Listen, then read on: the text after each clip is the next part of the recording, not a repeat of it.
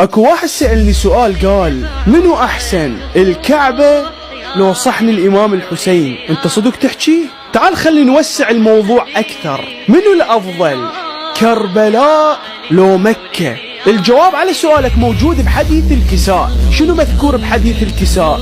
فقال الله عز وجل: إني ما خلقت سماء مبنية ولا أرضا مدحية إلا لأجل هؤلاء الخمسة. من هم هذول الخمسة؟ محمد وعلي وفاطمة والحسن والحسين. فرب العالمين خلق الكون كله لأجل أهل البيت عليهم السلام، مو بس مكة، الكون كله. أصلا ماكو مقارنة بين كربلاء وبين مكة، تخيل، مو بين الكعبة الشريفة والحسين عليه الصلاة والسلام. أكيد الكعبة أو مكة هي شيء مقدس بالنسبة إلنا وقبلتنا والمكان اللي نصلي باتجاهه، بس مو معناها تقيسها بأهل البيت عليهم